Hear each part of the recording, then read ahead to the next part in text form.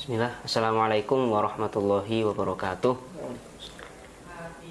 Pada kesempatan hari ini kita akan melakukan podcast dengan tema manajemen kelas. Bersama kami sudah hadir Ustadz Nasrul Azhar, salah seorang pengajar di Pondok Pesantren Nasrul Sunnah atau di jenjang PKPPS Usto dan Ulia.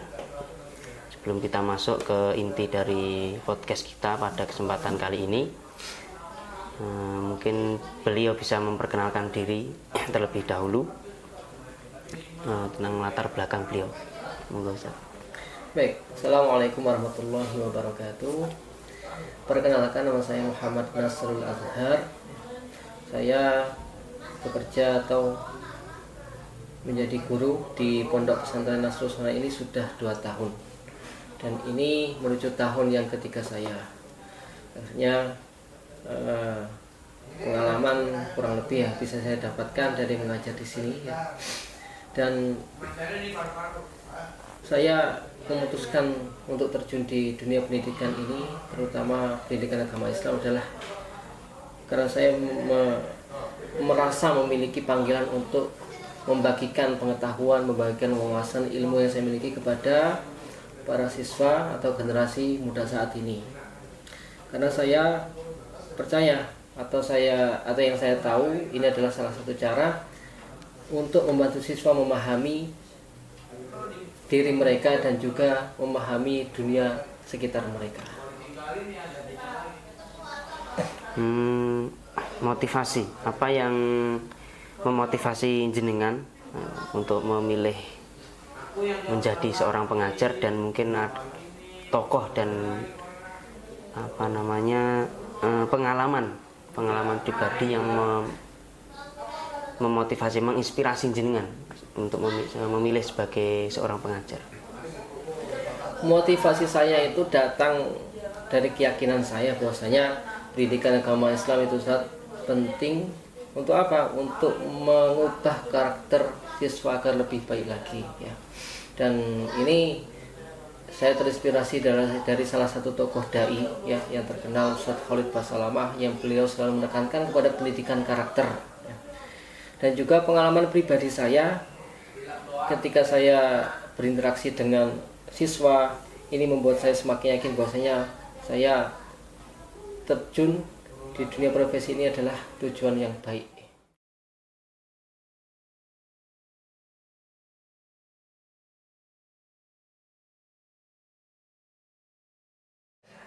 Pertama, apa sebenarnya manajemen kelas niku apa tuh sebenarnya, dan kenapa kok penting sekali untuk kita terapkan dalam pendidikan?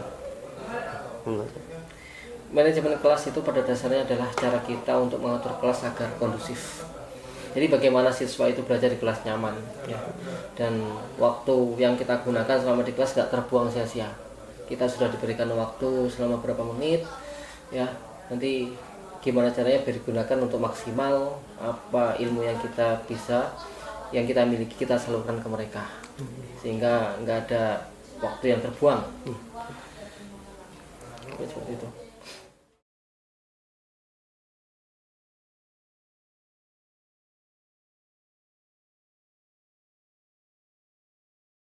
Bagaimana cara mengelola kelas agar efektif? Mengelola kelas agar efektif dalam notabene kelas yang berisi mahasiswa dan siswi yang beragam. Untuk mengelola kelas yang beragam, kita perlu fleksibel, kreatif, kondisional dengan yang ada di lapangan. Ya, contohnya kita menggunakan berbagai metode pengajaran yang sesuai dengan kebutuhan siswa. Ya, tentunya pengalaman kalau kita mengajar, kita sudah lama mengajar, kita bakal tahu cara apa yang bagus untuk kita gunakan. Dan kita harus punya rencana ya. Kita harus punya rencana, tetapi kita juga harus mempersiapkan rencana cadangan.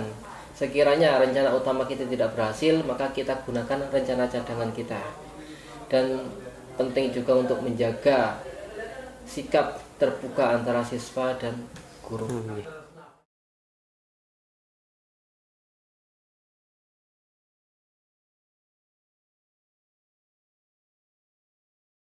Kenapa Ustadz? Kenapa kok penting sekali membangun hubungan yang baik antara siswa, dan bagaimana cara menciptakan lingkungan kelas yang inklusif dan mendukung?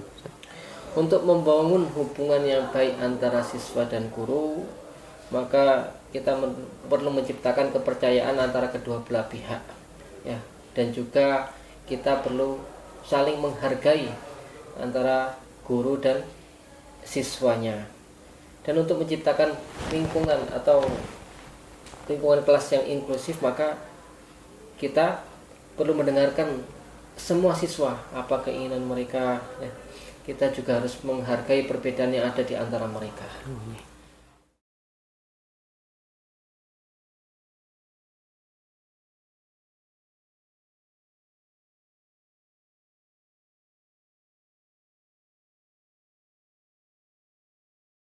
Bagaimana Ustadz? Bagaimana cara menghadapi perilaku anak, perilaku yang tidak diinginkan ketika di kelas, dan bagaimana bagaimana pendekatan yang perlu kita lakukan untuk menangani konflik antar siswa? Jadi cara yang saya lakukan untuk menangani siswa yang bermasalah, ya kan, ya, kita pertama-tama harus menghadapi perilaku yang tidak diinginkan dengan sikap dingin dan jangan terpancing emosi, ya. Setelah itu kita lakukan pendekatan antara guru dan siswa.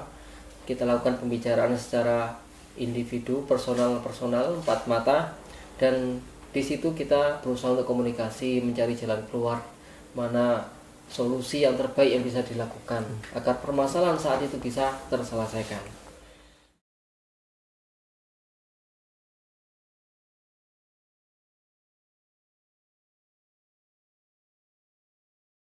Bagaimana memilih metode pengajaran yang sesuai dengan kebutuhan dan karakteristik kelas, Ustaz? Ya. Pertama-tama Ustaz, kita harus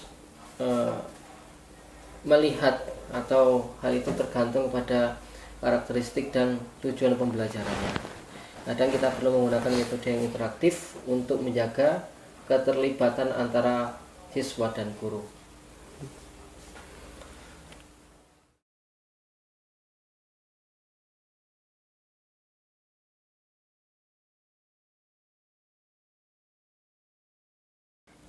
Bagaimana teknologi dapat digunakan untuk meningkatkan manajemen kelas?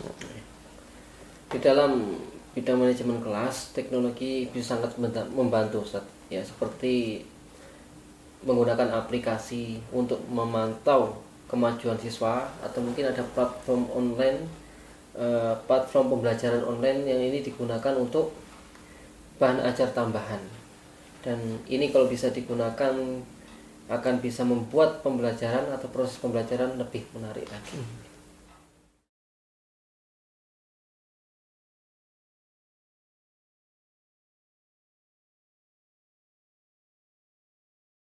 Bagaimana cara memberikan umpan balik yang baik kepada siswa pada proses pembelajaran di kelas? Cara yang saya biasa lakukan adalah, ya, kita berikan umpan balik yang positif untuk membantu siswa berkembang.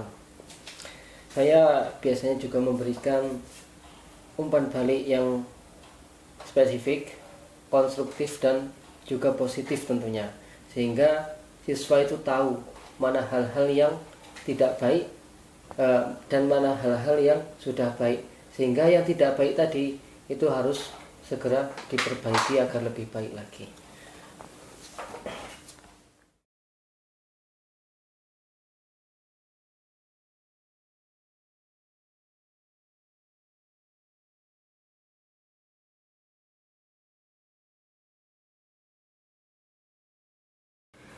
Bagaimana cara Anda menjalin komunikasi yang efektif dengan orang tua siswa?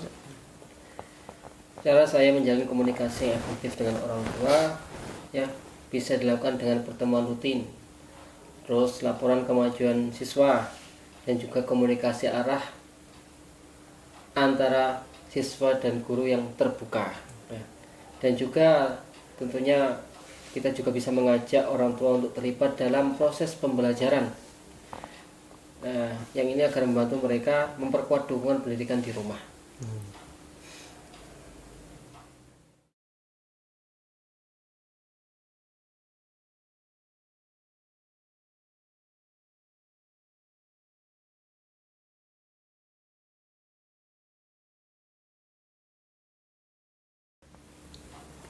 Bagaimana caranya agar guru itu dapat terus meningkatkan keterampilan manajemen kelas mereka? Guru dapat terus meningkatkan keterampilan manajemen kelas dengan mengikuti pelatihan-pelatihan Ustaz ya. Jadi ada pelatihan guru, diikuti saja. Selain itu juga harus banyak membaca literatur tentang pendidikan, terutama yang update-update, apa kira-kira pendidikan yang perlu untuk diperhatikan.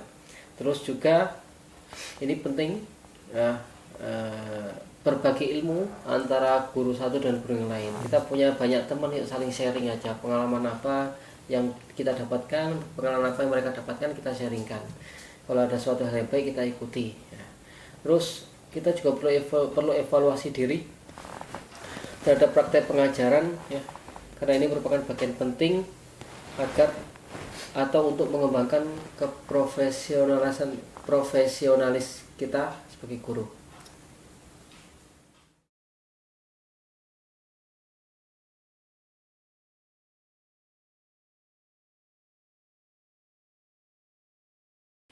Sebelum kita tutup, Ustaz, mungkin jenengan punya pesan untuk calon guru atau calon pengajar PAI. Untuk para guru PAI